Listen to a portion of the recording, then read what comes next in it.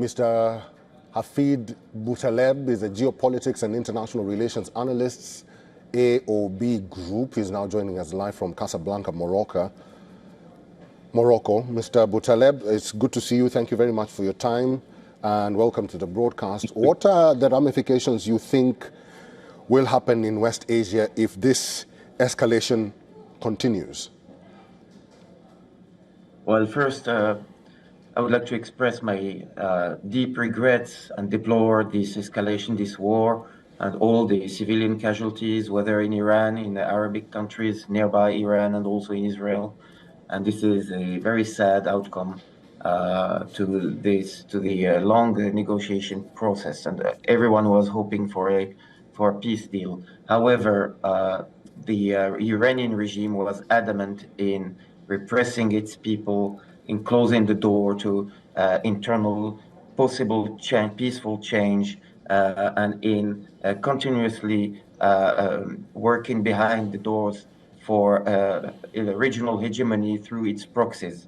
So today the ramification, first of all, let's say this is an expected escalation. The objective beyond this or behind is the regime change. That's what Donald Trump stated. That's what Benjamin Netanyahu stated. What we can say is the big winner is, of course, Benjamin Netanyahu. Benjamin Netanyahu has eventually dragged Donald Trump for now almost 16 months in its own agenda, knowing that Donald Trump was originally opposed to any war in the region and preferred to concentrate U.S. efforts on the Western Hemisphere. Netanyahu succeeded in changing the Donald Trump strategy. The objective, so it's the regime change, of course, but also the nuclear facilities. We know that Rafael Grossi from the International Nuclear Agency has pointed out that Iran still has hundreds of kilograms of enriched uranium, and of course there are the proxies and mainly the missiles capability, 3,000 missiles. That's what Iran has today, and the ramification could be, of course, as we already saw, attacks of the neighboring countries. But if this attacks, Iranian attacks on neighboring countries last, if Iranian sees in this war a real existential threat, of course, many observers say this would be the Hormuz Strait. Iranians have 6,000 naval mines that can paralyze the Hormuz Strait. 18 million barrels are transiting or pass through the Hormuz Strait. In case of prolonged war, there is no doubt that the oil prices will surge, the gas prices will surge. By surging oil prices will impact the several value chains throughout the world, and gas the same for electricity prices, and this will have a serious impact on the world economies, and this, of course, this is not welcome. So what we hope for is a short war, the decisive attacks, decisive strikes from USA targeting top leadership. What we know so far is the Minister of Defense, Aziz Nazar and Mohammed Parkom, the head of PACPOM, sorry, the head of the IRGC, have been targeted successfully and are killed. The Americans have also struck several military barracks, and hope for Iranian people to flood the streets, so to speed the regime change, which seems quite unlikely after, of course, the civilian casualties recorded so far by the American attacks, and of course, knowing the Iranian nationalism. Yes, the Iranians are fed up, sorry for the word, by their regime, by this dictatorship, but whether to change between foreign occupation and dictatorship, this is now what's on stake for the Iranians, and we know this nationalism of Iran. Maybe some, of course, desperately will support this option of foreign intervention, triggering, not occupation, of course, but foreign intervention triggering a regime change. But it is also to expect that a large share of Iranians, of course, will refuse it, and this will complicate any option of regime change that intends a large gathering around the new option of changing the regime, a kind of revolution like in 79, and by foreign attacks, foreign strikes.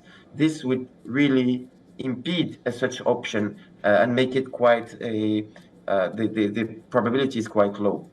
Probability is quite low indeed, and these are some of the issues that many analysts and many critics are voicing. They're saying that yes, indeed, the target was the Supreme Leader Ayatollah Ali Khamenei, which reports indicate that he has been injured in these strikes, and the Iranian President Masoud Pezeshkian, and the point by Donald Trump.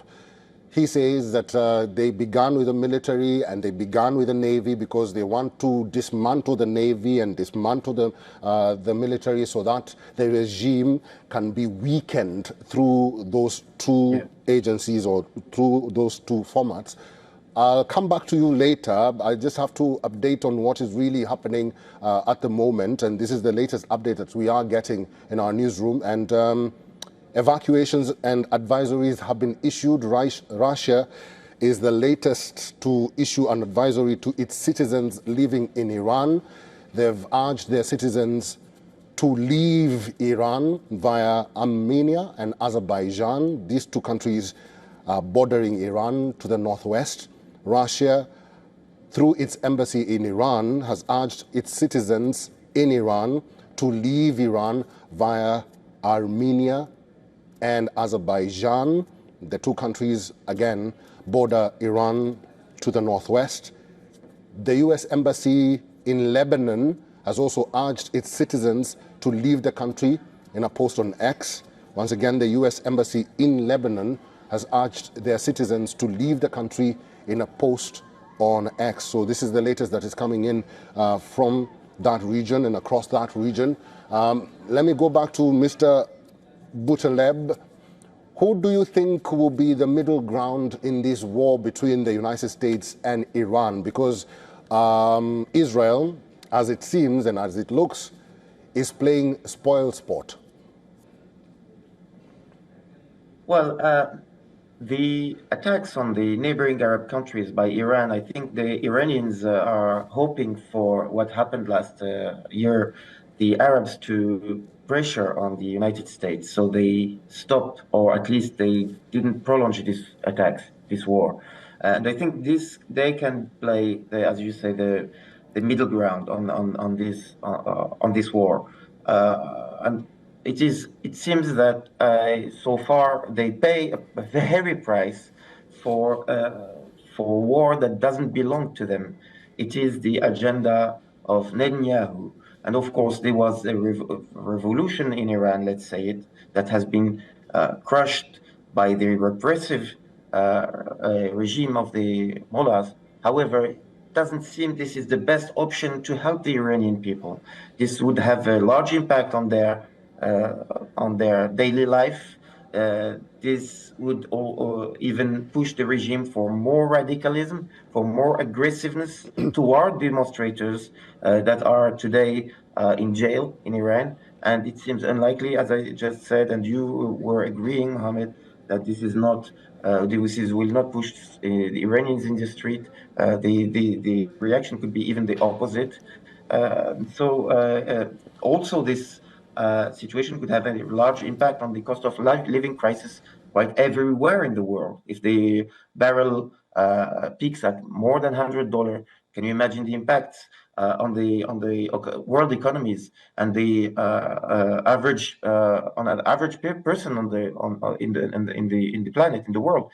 So what would be the real question? Why this war with such big impact and very low result? And I think that for the Israelis, the option of immediate regime changes, they even not believe in it themselves, but they think that is step by step, as we have witnessed in 25 and now in 26 and even a little bit in 24. Step by step, they will weaken the regime, and if they attacks now with lead to definitely wiping out maybe the missiles program and even weaken way more than it was in June 25, the nuclear program, etc.